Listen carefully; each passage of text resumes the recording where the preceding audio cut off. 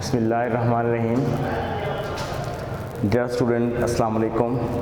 خورشید ابراہیم، Islamic study teacher. Chapter 3 ہم پڑھ رہے ہیں. چیپٹر 3 ہمارا جاری ہے. چیپٹر 3 کے سلسلے کا عنوان صبر و استقلال. یہ ہم اس کو پڑھ رہے تھے. پچھلے دنوں اس کے ہم نے پس منظر پڑھا، اصطلاحی مفہوم پڑھا، قرآن مجید کی روح سے اس کو ڈسکس کیا، حدیث مبارکہ کے حوالے سے اس کو ڈسکس کیا تھا. اور ہم اسی سلسلے میں، چونکہ صبر و استقلال کا دامن آپ صلی اللہ علیہ وآلہ وسلم نے نہیں چھوڑا تھا. صبر و استقلال کی دنیا میں سب سے بڑی مثال ہمارے نبی اکرم صلی اللہ علیہ وآلہ وسلم ہے. تو ہم نبی اکرم صلی اللہ علیہ وآلہ وسلم کی حیات طیبہ سے ہی صبر و استقلال کی چند مثالیں پڑھ رہے تھے. اسی سلسلے کو آگے بڑھاتے ہیں. صبر و استقلال کے حوالے سے نبی اکرم صلی اللہ علیہ وآلہ وسلم کی حیات طیبہ سے ریلیٹ ایک واقعہ ہمارے پاس، عقبہ بن ابی معیط کا واقعہ. عقبہ بن ابی معیط ایک مرتبہ نبی اکرم صلی اللہ علیہ وآلہ وسلم صحن کعبہ میں نماز ادا فرما رہے تھے. اس وقت صحن کعبہ کے اندر کفار کی ایک جماعت موجود تھی، اور اس جماعت کے ساتھ ابو جہل بھی موجود تھا. ابو جہل کے اکسانے پر عقبہ بن ابی معیط نے نبی اکرم صلی اللہ علیہ وآلہ وسلم کے اوپر جا کر اوجڑی رکھ دی. جو ہی آپ صلی اللہ علیہ وآلہ وسلم سجدہ میں گئے تو انہوں نے اوجڑی آپ صلی اللہ علیہ وآلہ وسلم کی پیٹھ پر رکھ دی. آپ صلی اللہ علیہ وآلہ وسلم وزن کی وجہ سے اٹھ نہیں پائے، اور آپ صلی اللہ علیہ وآلہ وسلم سجدے میں ہی رہے. اسی وقت کسی شخص نے جا کر آپ صلی اللہ علیہ وآلہ وسلم کی بیٹی حضرت فاطمہ الزہرا رضی اللہ تعالی عنہ کو یہ بتایا. حضرت فاطمہ الزہرا رضی اللہ تعالی عنہ دوڑتی ہوئی صحن کعبہ میں آئی اور آپ صلی اللہ علیہ وآلہ وسلم کی پیٹھ مبارک سے اس غلاظت کو دور کیا، اور ساتھ ہی ساتھ حضرت فاطمہ الزہرا رضی اللہ تعالی عنہا ان کفار کو، ان مشرکین کو بد دعائیں دینے لگیں. لیکن اس موقع پر بھی آپ صلی اللہ علیہ وآلہ وسلم نے صبر و استقلال کا دامن نہیں چھوڑا. اس موقع پر بھی آپ صلی اللہ علیہ وآلہ وسلم نے حضرت فاطمہ الزہرا کو روکا. حضرت فاطمہ الزہرا بد دعائیں دینے لگی، اے اللہ ان کو تباہ کر، اے اللہ ان کو برباد کر. لیکن آپ صلی اللہ علیہ وآلہ وسلم نے اس موقع پر بھی صبر و استقلال سے کام لیتے ہوئے فرمایا، بیٹی صبر سے کام لو، اللہ انہیں ہدایت دے.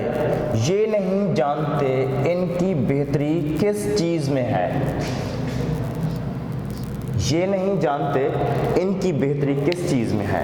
یعنی اس وقت بھی آپ صلی اللہ علیہ وآلہ وسلم نے اپنا بدلہ لینے کی بجائے، ان کے لیے بد دعا کرنے کی بجائے، اس وقت بھی آپ صلی اللہ علیہ وآلہ وسلم نے ان کی خیر خواہی چاہی.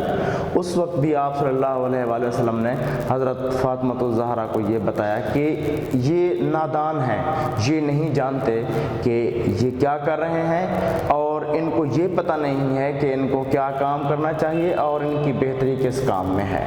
یعنی اس وقت بھی آپ صلی اللہ علیہ وآلہ وسلم نے ان کے لیے بد دعا کرنے کی بجائے انہیں یہ امید دلائی کہ وہ اگر چاہیں تو دائرہ اسلام میں داخل ہو کر اپنے لیے آخرت آسان بنا سکتے ہیں. تو صبر و استقلال کے حوالے سے ایک اور ہمارے پاس ہیڈنگ موجود ہے، ابو لہب اور ام جمیل. ابو لہب اور ام جمیل. ابو لہب نبی اکرم صلی اللہ علیہ وآلہ وسلم کے چچا تھے،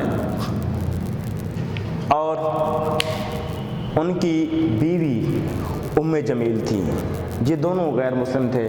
جب نبی اکرم صلی اللہ علیہ وآلہ وسلم نے تبلیغ دین شروع کی تو ابو لہب اور ان کی بیوی ام جمیل آپ صلی اللہ علیہ وآلہ وسلم کے مخالف ہو گئے. آپ آپ صلی اللہ علیہ وآلہ وسلم یہ ابو لہب کا معمول ہوتا، جہاں آپ صلی اللہ علیہ وآلہ وسلم تشریف لے جاتے، جہاں آپ صلی اللہ علیہ وآلہ وسلم دین کی تبلیغ کے سلسلے میں چلے جاتے تو ابو لہب آپ صلی اللہ علیہ وآلہ وسلم کے پیچھے چلا جاتا۔ جہاں جہاں آپ صلی اللہ علیہ وآلہ وسلم جاتے، لوگوں کو دین کی تبلیغ کے احکامات جاری کرتے، وہیں جا کر ابو لہب لوگوں کو بتاتا، لوگو نعوذ باللہ، وہ کہتا لوگو ان کی بات نہ سنو، یہ دیوانہ ہے، یہ پاگل ہے، نعوذ باللہ، اور ساتھ ہی ساتھ آپ صلی اللہ علیہ وآلہ وسلم کو تبلیغ دین میں پریشانی دیتے یا پریشانی کا سامنا کرواتے۔ لیکن اس موقع پر بھی آپ صلی اللہ علیہ وآلہ وسلم نے صبر و استقلال کا دامن نہیں چھوڑا۔ اسی طرح ام جمیل کی بات کر لیتے ہیں۔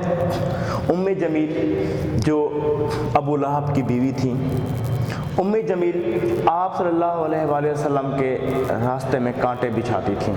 جس راستے سے آپ صلی اللہ علیہ وآلہ وسلم کا گزر ہوتا، اسی راستے سے یہ آپ صلی اللہ علیہ وآلہ وسلم کی راہ میں کانٹے بچھاتی تاکہ آپ صلی اللہ علیہ وآلہ وسلم زخمی ہوں۔ بلکہ کئی مرتبہ ایسا بھی ہوا کہ آپ صلی اللہ علیہ وآلہ وسلم کے پاؤں مبارک میں کانٹے چبھے اور آپ صلی اللہ علیہ وآلہ وسلم زخمی بھی ہوئے، لیکن اس موقع پر بھی آپ صلی اللہ علیہ وآلہ وسلم نے صبر و استقلال کو نہیں چھوڑا۔ تو صبر و استقلال کے حوالے سے ایک اور واقعہ ہمارے پاس شیب ابی طالب میں محصوری۔ دین اسلام کی تبلیغ جب آپ صلی اللہ علیہ وآلہ وسلم نے شروع کی تو آپ صلی اللہ علیہ وآلہ وسلم کو پریشانیوں کا سامنا کرنا پڑا۔ کفار نے آپ صلی اللہ علیہ وآلہ وسلم کو بہت زیادہ پریشان کیا، آپ صلی اللہ علیہ وآلہ وسلم کو دین سے روکنے کے ہر حربے استعمال کیے۔ جب ان کے تمام حربے ناکام ہو گئے تو کفار نے اس وقت موجود تمام قبائل کو یہ مشورہ دیا کہ آپ صلی اللہ علیہ وآلہ وسلم کے خاندان کا بائیکاٹ کیا جائے، معاشرتی بائیکاٹ کیا جائے۔ تو آپ صلی اللہ علیہ وآلہ وسلم کے خاندان کے ساتھ معاشرتی بائیکاٹ کیا گیا۔ آپ صلی اللہ علیہ وآلہ وسلم اور آپ کا پورا خاندان شیب ابی طالب میں چلا گیا۔ شیب ابی طالب دراصل ایک گھاٹی تھی جو حضرت ابو طالب کے نام سے مشہور تھی، تو اس لیے اس کو شیب ابی طالب کا نام دیا جاتا ہے۔ تو آپ صلی اللہ محرم کے مہینے میں آپ صلی اللہ علیہ وآلہ وسلم اور آپ صلی اللہ علیہ وآلہ وسلم کا خاندان سوائے ابو لہب کے تمام لوگ اس گھاٹی شیب ابی طالب میں چلے گئے۔ کفار کے یا آپ صلی اللہ علیہ وسلم کے رشتہ داروں میں سے جتنے بھی لوگ تھے انہوں نے آپ صلی اللہ علیہ وآلہ وسلم سے قطع تعلق کر لیا۔ اس گھاٹی کے اندر آپ صلی اللہ علیہ وآلہ وسلم نے 3 سال گزارے، 3 سال۔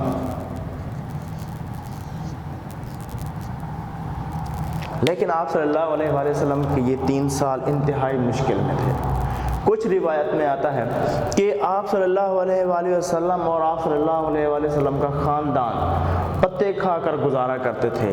کچھ روایت میں آتا ہے کہ آپ صلی اللہ علیہ وآلہ وسلم کا خاندان چمڑے کو پانی میں بھگو کر استعمال کرتے تھے۔ تو کئی روایتیں ہیں، لیکن حقیقت یہ ہے کہ آپ صلی اللہ علیہ وآلہ وسلم نے اس تنگ گھاٹی کے اندر 3 سال انتہائی مشکل سے گزارے۔ ان 3 سالوں کو یہاں پر گزارنے کا مقصد یہی تھا کہ آپ صلی اللہ علیہ وآلہ وسلم کسی طرح تبلیغ دین سے باز آئیں، لیکن آپ صلی اللہ علیہ وآلہ وسلم نے پھر بھی صبر و استقلال کا دامن نہیں چھوڑا۔ اسی طرح ایک اور واقعہ ابو جہل کا رویہ۔ ابو جہل اسلام کا سخت ترین دشمن، آپ صلی اللہ علیہ وآلہ وسلم کا رشتے میں چچا تھا۔ جب آپ صلی اللہ علیہ وآلہ وسلم نے دین کی تبلیغ شروع کی، ابو جہل کو دین کی دعوت دی، تو وہ بجائے دائرہ اسلام میں داخل ہونے کے آپ صلی اللہ علیہ وآلہ وسلم کا دشمن ہو گیا۔ نبی اکرم صلی اللہ علیہ وآلہ وسلم جہاں جہاں تشریف لے جاتے دین کی تبلیغ کے سلسلے میں،